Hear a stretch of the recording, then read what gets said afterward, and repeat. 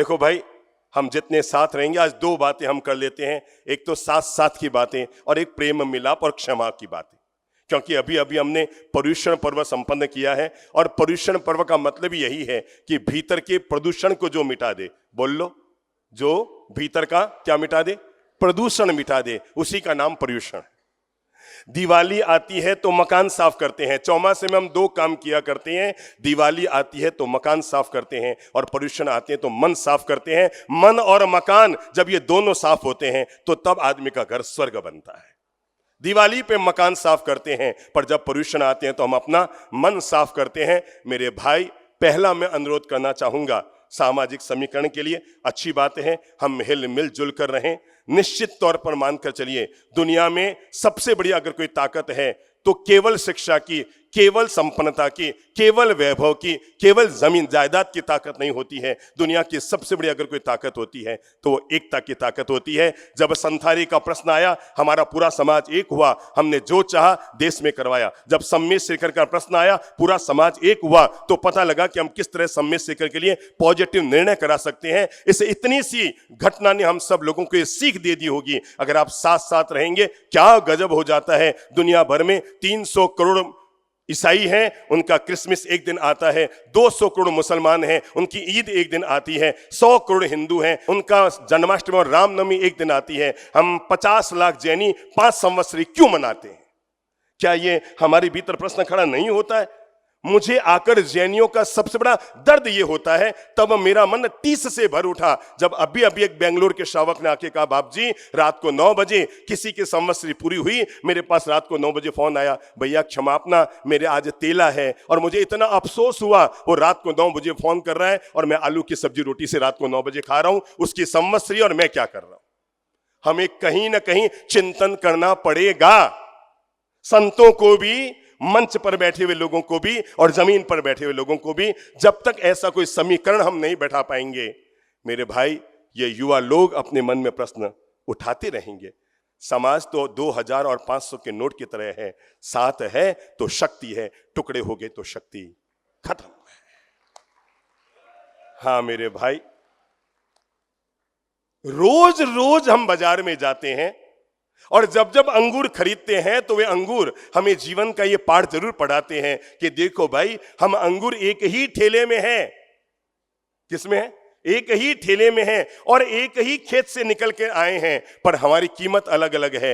इसी ठेले में कुछ अंगूर हैं जो 80 रुपए किलो के हैं और इसी ठेले में कुछ अंगूर हैं जो 40 रुपए किलो के हैं। और वो अंगूर हमें कहते हैं, जो अंगूर गुच्छे में लगे हैं वो 80 रुपए किलो के हैं और जो गुच्छे से नीचे गिर गए हैं वो सब 40 रुपए किलो के हैं। ये अंगूर हम सब लोगों को जीवन की प्रेरणा देते हैं। साथ क्या, साथ साथ क्या, साथ साथ, थोड़ा आपस में एक दूसरे का हाथ मिला लो ना। साथ साथ रहोगे तो हमारी शक्ति हमेशा। अपनी बात शुरू करूं इससे पहले 4 लाइनें इस उदयपुर शहर के सम्मान में जरूर दूंगा। यूं तो हम बूंद हैं, सब बोल लो, मिल जाए तो सागर है। चलो एक काम करो, बहनें बहनों के हाथ में हाथ डालो, पुरुष पुरुषों के, और हाथ ऊपर करके, यूं तो हम बूंद हैं, मिल जाए तो सागर है। और यूं तो हम धागा हैं, पर मिल जाए तो चादर है। यूं तो हम बूंद हैं, मिल जाए तो सागर है। यूं तो हम धागा है, मिल जाए तो चादर है। यूं तो हम ईंट है, पर मिल जाए तो पूरी इमारत है। अरे कैसे बताऊं, यूं तो हम इंसान है पर मिल जाए तो पूरा भारत है। जिंदगी में इंसान को अपने मन को मिलने के प्रति, प्रेम और मिठास के प्रति तो पॉजिटिव बनाना ही पड़ेगा।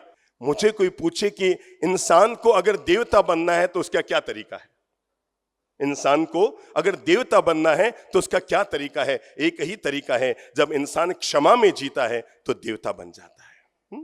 क्या जीता है? जब इंसान किस में जीता है?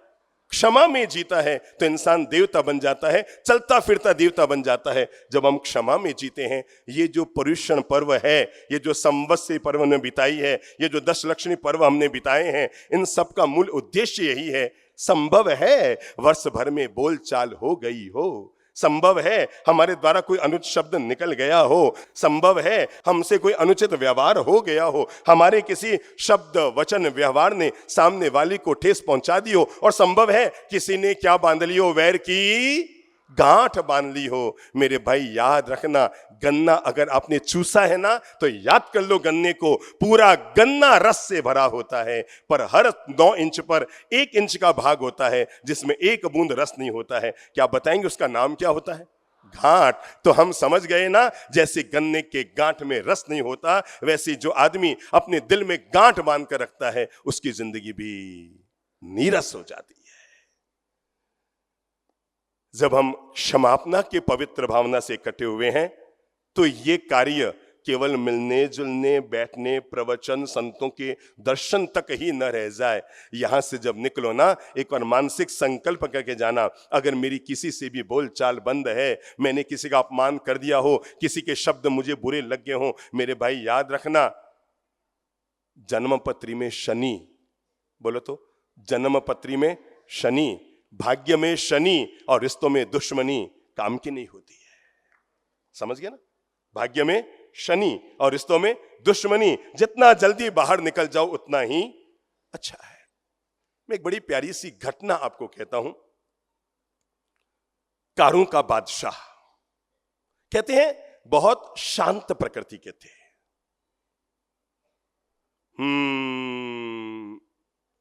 जितने वो शांत प्रकृति के थे, उनका जो बेटा था शहजादा, वो उतना ही भयंकर गुस्सैल प्रकृति का, इतना ज्यादा गुस्सा जिसकी सीमा नहीं।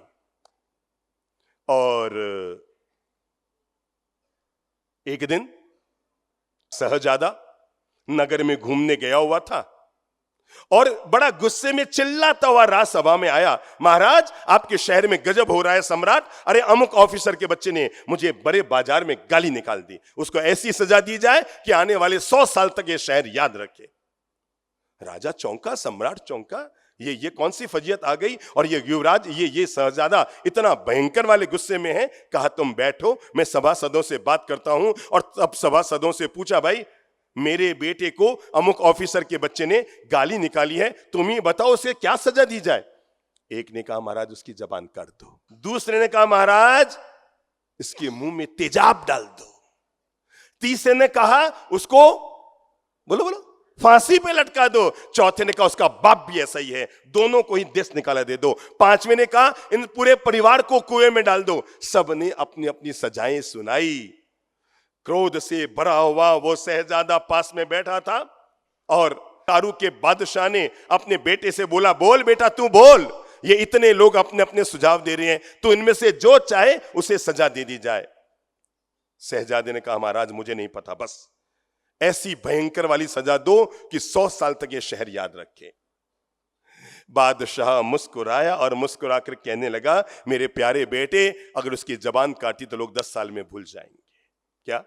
जबान काटी तो 10 साल में भूल जाएंगे, और मुंह में तेजाब डाला तो 20 साल में भूल जाएंगे। मेरे प्यारे बेटे जीवन भर याद रखना, अगर उसको देश निकाला दे दिया 30 साल में भूल जाएंगे। बाप बेटे दोनों को फांसी पे लटका दिया, 40 साल में लोग भूल जाएंगे। बेटा अगर तू चाहता है 100 साल तक, हाँ पापा मैं चाहता हूं 100 साल तक ये शहर याद रखे कि बादशाह के बेटे को गाली निकालने की क्या सजा होती है। बादशाह अपने सिंहासन से खड़े होते हैं, अपने प्यारे पुत्र के पास जाते हैं, सिर पर हाथ फेरते हुए कहते हैं, बेटा अब मैं बताता हूं तुम्हें, तुम उसे वो सजा दे, 100 साल नहीं 1000 साल तक भी तेरा नाम अमर रहेगा और लोग तेरी सजा को याद रखेंगे। उसने कहा बोलो क्या सजा दी जाए। कहा बेटा तू उसकी गलती को माफ कर दे, तू उसकी गलती को माफ कर दे।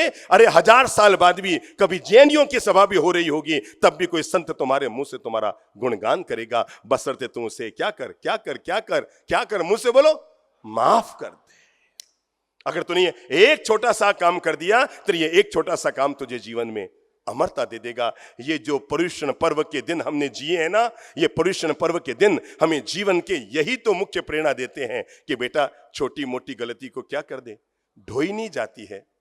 3 बातें हमेशा याद रखना, जिंदगी में कभी किसी का अपमान मत करना। बोलो तो, जिंदगी में कभी किसी का अपमान मत करना। नंबर 2, अगर कोई अपमान कर दे तो बुरा मत मानना। नंबर 3, अगर बुरा लग भी जाए तो बदले की भावना पैदा मत करना, क्योंकि इन्हीं 3 बातों ने महाभारत को पैदा किया था। किन 3 बातों ने? बोलो, मुंह से बोलो। नंबर 1, कभी भी जिंदगी में किसी का अपमान मत करना। नंबर 2, अगर कोई अपमान कर दे तो बुरा मत मानना। अगर बुरा लग भी जाए, अगर बुरा लग भी जाए, अब तो आप सभी लोग बोल लो, तो क्या मत करना? क्या मत करना? बदले की भावना मन में पैदा मत करना, क्योंकि द्रौपदी ने टेढ़ा बोला, अपमान की भाषा निकली। नंबर 2, दुर्योधन ने उस अपमान को लिया। नंबर 3, बदले की भावना मन में पैदा की और यह द्युत क्रीड़ा और महाभारत का युद्ध खड़ा हुआ। जिंदगी में कभी भी किसी के द्वारा दिए गए शब्दों के आधार पर उसके अपने रिश्तों को और अपने चित्त की धारा को प्रभावित मत किया करो। ठीक है, बोल दिया तो बोल दिया, कह दिया तो कह दिया, बीत गई सो बात गई, तकदीर का सिकवा कौन करे, जो तीर कमा से निकल गया उस तीर का पीछा कौन करे। अपन तो जैनी लोग हैं, अपनी 2 सबसे बड़ी खासियत, पूरे दुनिया में ये 2 खासियत आपको कहीं नहीं मिलेगी। नंबर 1, हम MA करें कि न करें, BA करें कि न करें, BEd करें कि न करें, MBBA करें कि न करें, MBBS करें कि न करें, हम CA करें कि न करें, हम डॉक्टर बने कि न बने, हम इंजीनियर बने कि न बने, पर हम एक पढ़ाई जरूर पास करते हैं। और भगवान श्री महावीर ने हमें एक डिग्री जीवन में लेने की प्रेरणा दी है और उसका नाम है MD। बोलो तो MD, बोलो तो MD। और MD का मतलब होता है मिच्छामी। हम और कोई डिग्री पास कर पाए या ना कर पाए, पर ये डिग्री में अगर आप फेल हो गए, MBA भी फेल, MBBS भी फेल, MA भी फेल, पोस्ट ग्रेजुएट भी फेल, PG भी फेल, EG भी फेल, BG भी फेल, अगर एक चीज आप ना कर पाए वो है, अरे भाई अपन तो कितना प्रेम में जीते हैं। आपको पता है जैन समाज का जो पारिवारिक प्रेम है ना, वो दुनिया में आपको किधर नहीं मिलेगा, सिर्फ एंड सिर्फ अपने में मिलेगा। बताऊं कैसे? अरे हमारे यहाँ कितना पारिवारिक प्रेम है। हमारे घर में उपवास एक जना करता है पर पालना पूरा परिवार करता है। ये हमारा प्रेम है भाई, है? उपवास एक जना करे, पालना पूरा घर करे। काले मांस अरे पालने, मैं भी मूंग खाऊं, मैं भी केर खाऊं, मैं भी मोकर खाऊं, मैं भी पापड़ खाऊं, मैं भी हलवा, यही तो हमारा प्रेम है भाई। जो गलती करके सुधर जाए उसे इंसान कहते हैं, जो गलती पे गलती करे उसे नादान कहते हैं। जो गलती करके सुधर जाए उसे इंसान कहते हैं, जो गलती पे गलती करे उसे नादान कहते हैं। जो उससे भी ज्यादा गलतियां करे उसे शैतान कहते हैं, और जो उससे भी ज्यादा गलतियां करता है उसे पाकिस्तान कहते हैं। सच्ची में पर जो उसकी गलती को भी माफ कर देता है उसी को सिरिल हिंदुस्तान कहते हैं। देख लो, देख लो, हम बाग लगाने वाले लोगों में हैं या आग लगाने वाले लोगों में हैं। जिंदगी 2 लाइनों पर चलती है। कुछ लोग हैं जो सुलझाने वाली भाषा बोलते हैं, बोलो तो। कुछ लोग हैं समाज में, घर में, परिवार में, ट्रस्ट में, मीटिंग में, जहां बैठेंगे सुलझाने वाली भाषा बोलेंगे। कौन सी भाषा? सुलझाने वाली भाषा। पर कुछ लोग होते हैं जो सुलझाने वाली नहीं, सुलगाने वाली भाषा बोलते हैं। प्लीज समाज को बचना होगा उन लोगों से जो सुलगाने वाली भाषा का उपयोग करते हैं। समाज में उन चीजों को जीना होगा, बोलो बोलो बोलो बोलो, जो सुलझाने वाली भाषा का उपयोग करते हैं। छोटी मोटी बातें हो गई, नजरअंदाज कर दो, नेग्लेक्ट कर दो, माफी मांग लो या फिर माफ कर दो। माफी मांगना सरल है, माफ करना थोड़ा सा मुश्किल है। एक सेकंड में बोल देते हैं मिच्छामि दुक्कडम, पर हम सोचते हैं क्यों मैं नहीं करूं, मैं नहीं बोलूं। माफ करना और मुश्किल है, सॉरी कहना सरल है। पर एक लाइन की घटना कहकर बात पूरी कर रहा हूं, और घटना इतनी सी है। एसपी कर्फ्यूग्रस्त इलाके में था। कहां था? कर्फ्यूग्रस्त इलाके में था।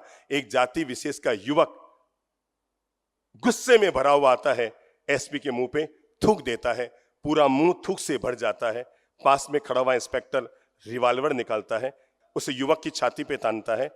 एसपी झट से उसका हाथ पकड़ता है और कहता है क्या कर रहा है तू नादानी। कहा सर इसने आप पर थूका। बहुत ध्यान से लेना घटना को।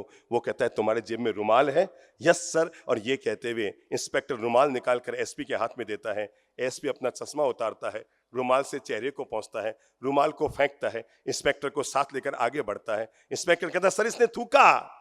कहा बेटा जीवन भर याद रखना, जो काम रुमाल से निपट जाए उसके लिए कभी भी रिवॉल्वर का प्रयोग मत करना, जो काम प्रेम से निपट जाए उसके लिए कभी भी कषाय का प्रयोग मत करना।